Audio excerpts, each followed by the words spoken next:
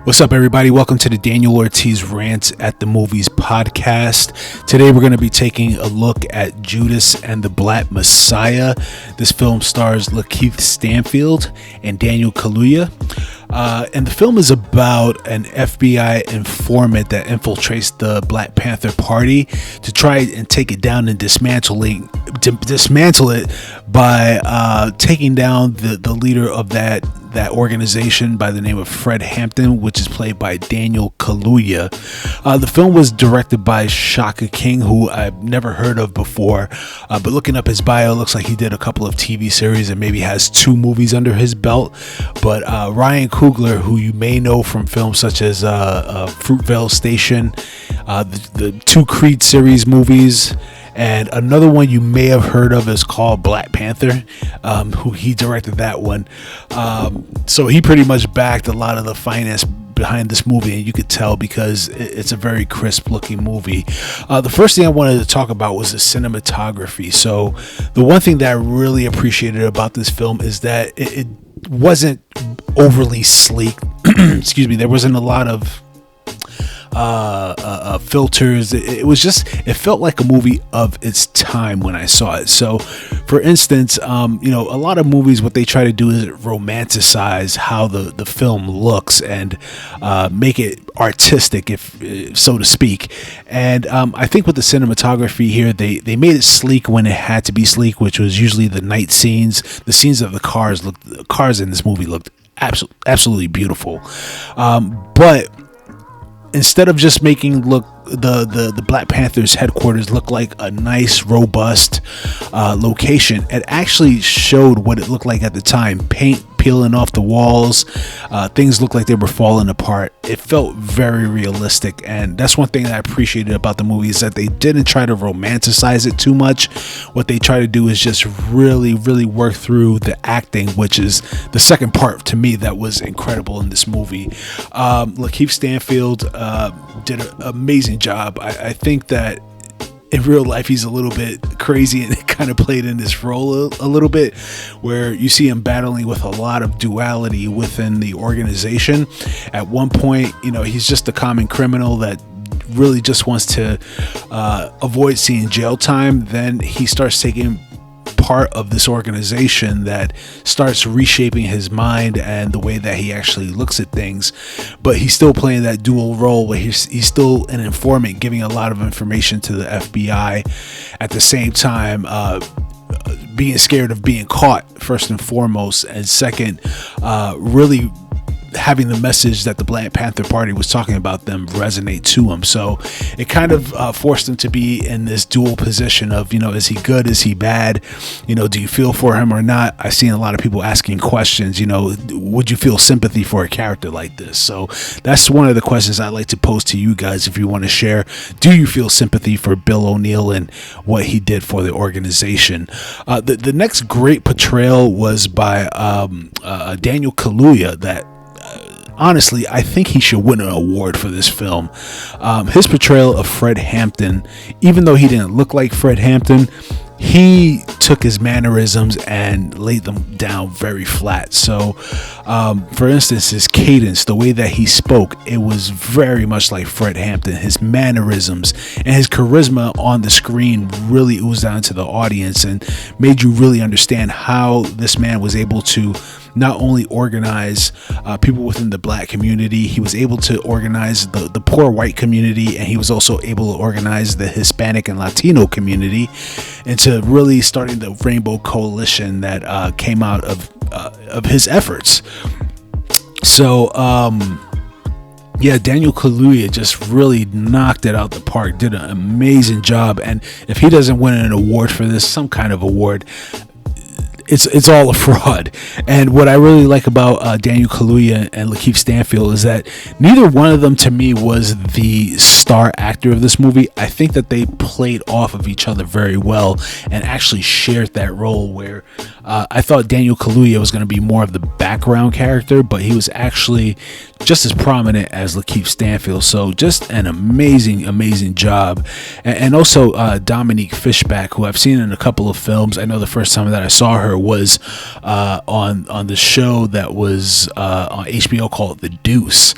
And I mean, every time I see her, it's always a completely different person that I'm seeing.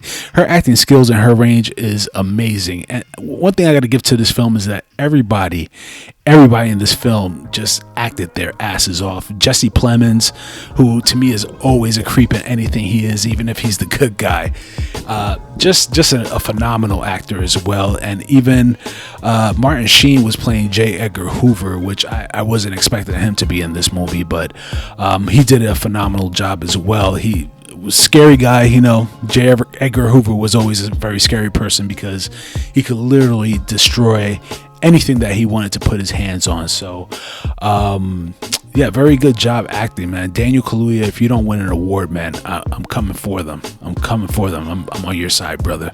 So another aspect of this movie that was really, really awesome was the wardrobes as well. I think this goes alongside the cinematography, where it wasn't sleek and it wasn't romanticized. These actors didn't wear the top garb of the era of the 60s and the 70s. What they did is that they dressed appropriately for who they were. So some of the things right now, you'll see the clothes and you'll laugh at them, but that was their style, and it was what was appropriate. It was an individual style that they were showing, and it wasn't like I said, it wasn't the high mark clothing. You didn't see Daniel Kaluuya the entire time wearing like a leather jacket with a turtleneck. There were times that he was wearing like a corduroy coat with a fatigue bucket hat, which was a really weird look. But once I look back at the pictures of Fred Hampton after doing a little bit more research, they actually modeled a lot of his outfits to what he was wearing in those pictures, which I thought was pretty awesome. And so I also saw a conversation with one of the fashion designers where they said they actually learned about each character and what their personality was and dressed them up appropriately to that. That type of dedication I love, and it really showed in this movie. And one of the things that really just made this movie special was how they actually paced the story. And one of the things that I have a lot of problems with when it comes to a lot of these story makings is pacing. And what I felt that Judas and the Black Messiah really did, and what was very effective, was the fact that every scene in this movie helped to progress the story. There was no wasted scenes. Everything was important, and it wasn't just a exposition dump. Things were explained through mannerisms, through very short conversations, and through actions. And they did a phenomenal job with that in this movie. I just loved it completely, man. The story was just end to end. It was very tense build. It was very entertaining and engaging at the same time, but also I found it to be very educational as well. So when it comes to this movie, I'm going to give it an A. This movie was almost perfect for me. If I would have complained about anything, I would have loved to have seen Bill O'Neill's history to how he became who he was, which was just a car thief and a swindler, a con man. Would have loved to have seen what was his family life, because it wasn't really portrayed. It was just the Black Panther, his involvement with the Black Panthers and his involvement with the FBI and his criminal life is what we saw. We didn't see what was his family life outside of those three verticals, and we don't know about his past. Now, was that super important in the movie? Not particularly, and it didn't affect it at all. I think those little things would have helped us to understand who he was and how he was, because I did see the movie with a group of people, and when we were watching it, we had questions. Why would you feel sympathetic for him? And a lot of those questions were garnered, or I should say, really built within what was his history, what was his family life.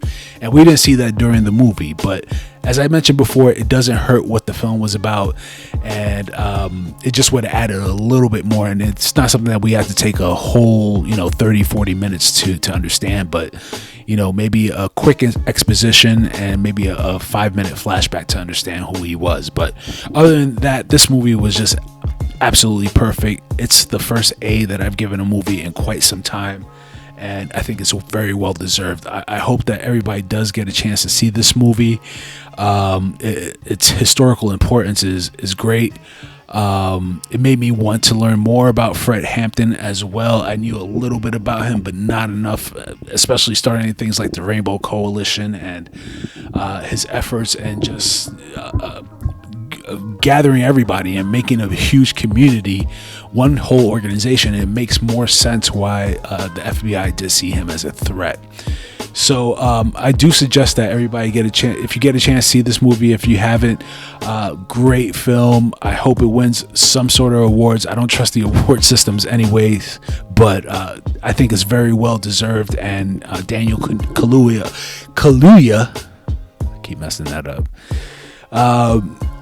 was just amazing in this movie. He's phenomenal. So I hope that he receives all the awards. So with that being said, thank you so much for showing up. Thank you for watching. Please follow, like, share, and subscribe. And you can find me on Instagram at Daniel Ortiz Rants at the Movies, and I'll have the card right after this. Thanks so much for tuning in, and I'll see you next time.